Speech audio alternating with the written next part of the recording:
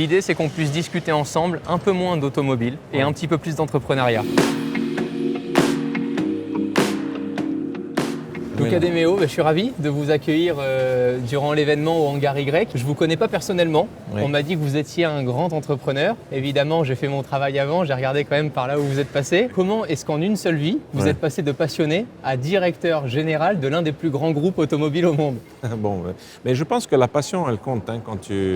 Il y a beaucoup de gens qui ont perdu le sens de la... Par exemple, dans la nouvelle génération, que beaucoup de mes fils, leurs copains, etc., sont beaucoup plus motivés par l'idée vraiment de pouvoir s'exprimer dans le domaine où ils pensent ils ont quelque chose... La passion, ça aide, du coup, à tenir la rigueur, à pouvoir... Je pense, oui, ça te donne l'énergie tous les jours.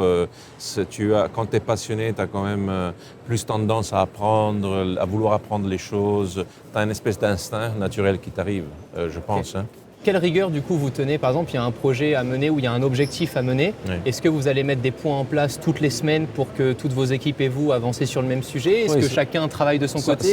Ça dépend des choses. C'est clair que les grandes organisations, chez Renault, je pense qu'on a 182 000 personnes, quelque chose comme ça. Donc ça fait quand même beaucoup de monde. Normalement, on a tendance à travailler dans un job comme le mien, toujours avec... une centaine de personnes autour qui après rayonnent un peu les choses. Mais moi, je suis plutôt type à aller juste en bas parler avec les personnes qui font le travail. Mais c'est là où ça change, surtout réellement les choses. Parce que je trouve que l'erreur aujourd'hui de beaucoup de directeurs et de PDG, c'est de vouloir appuyer un petit peu tout en haut et finalement les bonnes informations redescendent pas au bon endroit. Moi, j'aime pas trop passer le temps dans les réunions, en fait. J'ai conseillé aujourd'hui aux plus jeunes pour avancer, si votre idée, elle tient en moins de 8 lignes, c'est que c'est bon. Ouais. Au-dessus, c'est mort. C'est ce que les Américains ont dans le passé appelé elevator speech. D'ailleurs, j'ai eu 2 ou 3 chefs qui sont plutôt connus dans l'histoire de l'automobile pour être des durs. Et donc j'ai beaucoup appris. Hein. Quand tu es là, tu souffres, mais après ça te rend plus fort. J'ai aussi toujours essayé et ça c'est quelque chose que je conseille à tout le monde, c'est que le changement te met dans la condition d'être toujours sur la pente où Et plus on vieillit, plus c'est dur, je trouve, de changer. Moi, je vois, c'est bête, hein, à 15 ans, ça ne me dérangeait pas de changer mon planning en 2 secondes.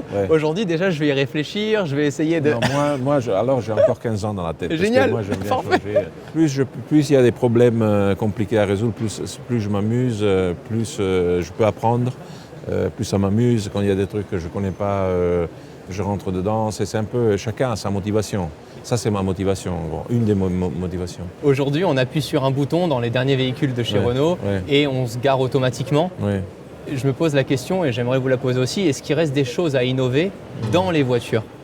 Oh oui, je pense. Dans 4-5 ans, il n'y aura plus de valeur dans le software d'une voiture que le hardware. Donc ça change, là, on est en train de pivoter complètement. Donc il faut voir l'automobile comme un vecteur de développement technologique.